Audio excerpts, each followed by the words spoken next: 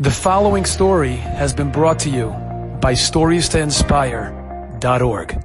There was a young boy whose name was Neil, and he grew up, his father passed away, he was 5 years old. So he grew up without a father. And when his father passed away, his mother decided, that's it, I'm dropping out of Judaism. No time for Judaism. You've got to be a doctor. You've got to be a lawyer. You've got to be focused on your career. If you're not focused, it's not worth it. So there's no time for Shabbos, no time for kosher, no time for any of that. And Neil grew up that religious. In 7th grade, he bumps into somebody, and the person says, I know your dad, religious guy. You're not a yarmulke, you're not.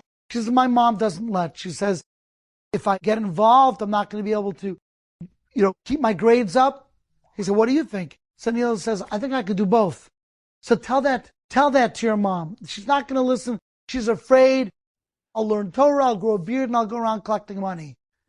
You're 7th grade, you grow a beard, okay? He goes to his mother and says, Mother, I want to go. There's an after-school program called Yabi. I want to join Yabi. Please let me. The mother says, no, not going to let. I know you're going to get distracted.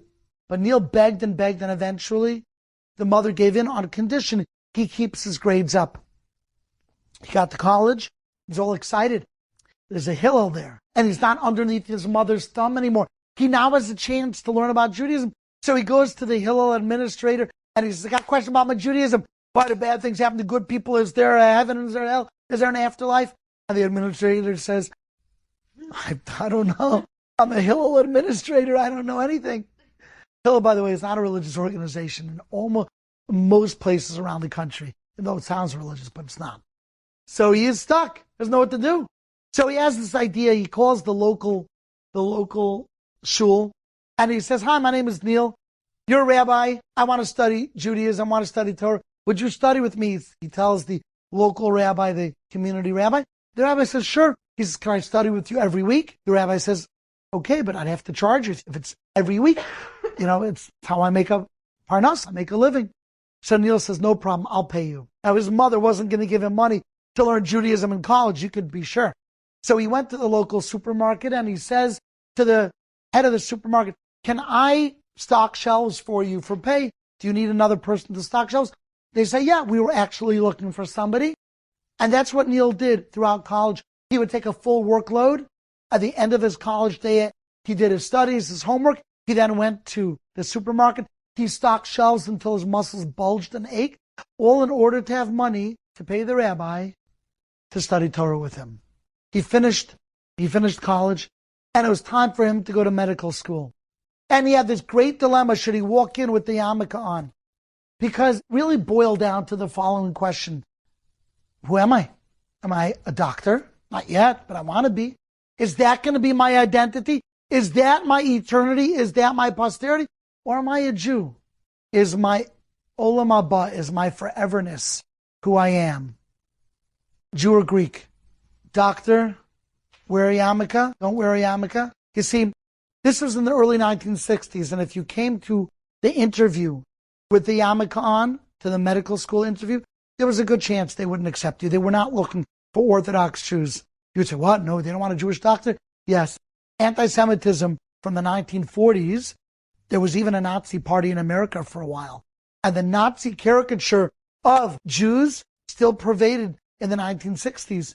And they did not want a Jew with the yarmulke. So what should I do? Walk in with the yarmulke or not? Jew or Greek?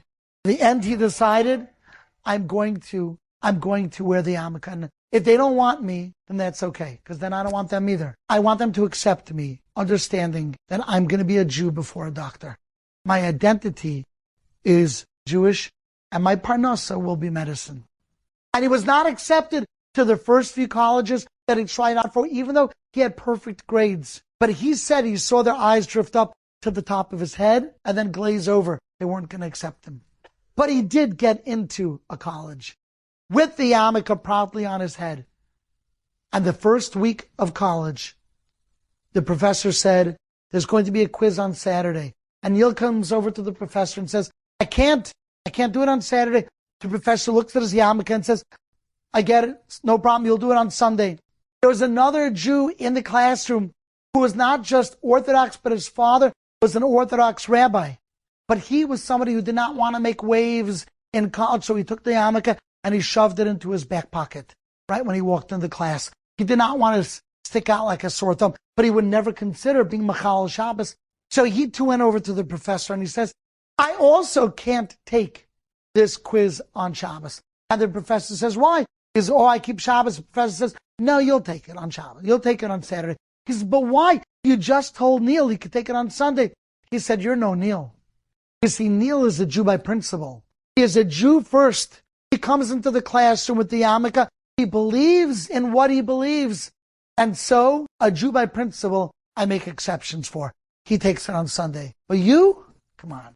You're a Jew by convenience. I saw what you did. I'm Jewish too. I'm not religious, but I'm Jewish. And I saw as you walked in the classroom, you took the yarmulke and you shoved it in your back pocket. So you're a Jew by convenience, and I don't inconvenience myself for a Jew by convenience. You'll take it on Saturday or you'll fail. And this particular student had a very tough time throughout his college career, throughout his medical school career. What happened with Neil? He never had to take it on Shabbos. By virtue of the fact that he considered himself a Jew first, not only did he not take it on Shabbos, but the yarmulke led to tzitzis, it led to full Shabbosim, and not only did he become frum, but he married the daughter of a Rav. And he had many children, and every one of those children are Shomer Shabbos. And then those children had many children. And today, Neil is an older man, and Neil has nearly 100 grandchildren. This one young son of a widowed Russian mother, only because he kept the yarmulke on, 100 grandkids who all keep Shabbos. And I know this story because Neil's my dad. And that's why I told you this story. And if he had put his Greekness before his Jewness, if he had taken the yarmulke and shoved it into his back pocket, I wouldn't be here. This place would be empty.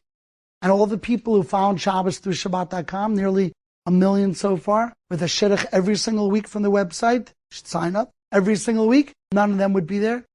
And my sister, who you know is a very famous speaker, Rivka Malka, RivkaMalka.com, Malka Perlman, right? Ace, my brother, who's reached out, and my other siblings who you may or may not have, all from that one orphan son who said that the light of my Hanukkah menorah is going to be so bright that it will illuminate the world. Enjoyed this story? Come again. Bring a friend. StoriesToInspire.org